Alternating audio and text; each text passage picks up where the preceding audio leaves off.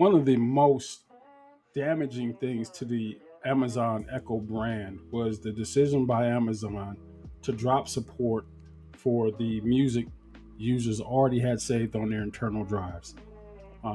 Following a update years ago, you could no longer play that music, especially if that music was in a different format. Uh, you had to go through hoops to create your own playlist, or you would be forced to buy into a subscription plan for the Amazon Prime or Amazon Music account, where you didn't necessarily have to buy the music, but you're paying a monthly subscription to hear whatever you want that's available on their platform. But for those of us who took pride in the thousands of songs that you have accumulated over the years, songs that you can't find, especially songs that you had purchased when they were on vinyl and you converted them to MP3s, you can't play that on the Amazon Prime or Amazon Music app. It won't import over, at least not with the mixture of music that you have on there. But one way to get around that is by using the My Media app for Alexa. And we're going to show you how to set that up so that it not only plays the music, but plays it on all your Echo devices throughout your home, as I have. Um, we're going to go through that right now on the Ujamaa Network. I'm Antoine Anderson. Thank you for rejoining us. Let's get to it. As more and more corporations begin to adopt the subscription based business model as a way to drive revenue, it leaves the consumer in a bad place where things that, like in this case, that were once included are now behind a paywall. We're starting to see that with some of the more advanced features for things like Tesla vehicles, which I'll be purchasing sometime this year. But everything from your Adobe Photoshop applications. You no longer can even purchase that. In many cases, it's so difficult to find a copy. And if you do find a copy, you're not going to get any updates with it. I think everything on that platform, to my knowledge at this point, is subscription based. And they bundle the applications. And that's just part of what it is. It's no longer um, even a thought for these companies to consider that you're adding to your consumers' monthly bill just to do the things that they love to do. And that, to me, is a terrible way to do business.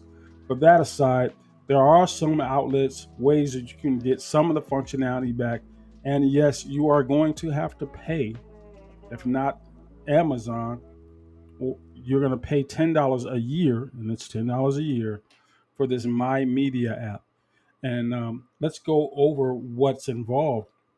Primarily, it's just uh, you're taking all the functionality that was included in the Alexa app and splitting it between three devices or three entities.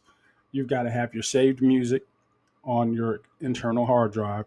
You have to pay for an annual account with the My Media service platform. And of course, you got to have your Alexa devices. Now, none of these require you to have the Amazon Prime or Amazon Music app open.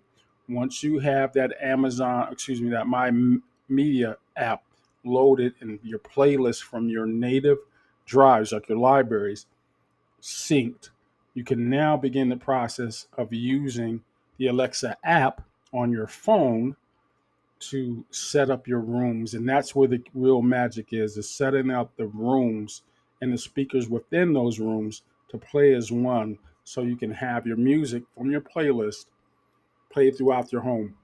And it's very simple, and we're just going to go through it right now. Now, from your Alexa app, you're going to go ahead and select the plus sign in the upper right hand corner and then hit add group. Select the create room or group item and hit next. This is if you haven't already set up your groups. But once you have your group set up, go ahead and now you have to select the speakers within that group of where you want to hear the music come out with. You can select any one of these groups. I just happen to use the group that I created for my own room. This is the most important part. You're going to select each and every speaker from each group, whether they have single speakers or multiple speakers in that group, like the home theater 2. That's where I have my subwoofer and two Alexa Dots at. And this always select music will play on your bedroom one speakers when you say, Alexa, play music. That means every speaker in that list is going to play that music when I make that command from this room. All right. It'll give you a checklist of all the speakers that are going to be activated when you say play music, and then you're going to hit done, and that is it. Okay, so the logical question next is like, hey, you got all these speakers set up. That's great and everything, but what happens when you want to watch TV in your theater room? Will you hear the sound? Yeah, you will, and all the music from all the speakers that are assigned to that group will stop playing music.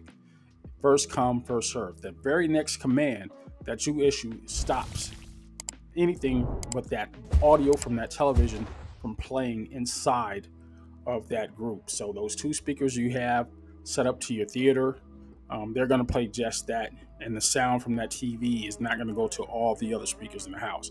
However, if someone from another location that has multiple speakers set up in that group begins to play music, it's going to override your audio settings for your TV. And your TV, even your Fire Stick, is going to revert to showing the lyrics for those songs. Keep that in mind. It is a first come, first serve basis when it comes to these commands. It's not a catch all, it's not a fix all, but this is some of the functionality that we are now missing because of the decision made by Amazon years ago. Workarounds are going to have to be made. If you have any questions about what you heard or saw in this video, please let me know in the likes by liking and subscribing to this channel. Thank you very much. Thank you for watching, and I will talk to you very, very soon.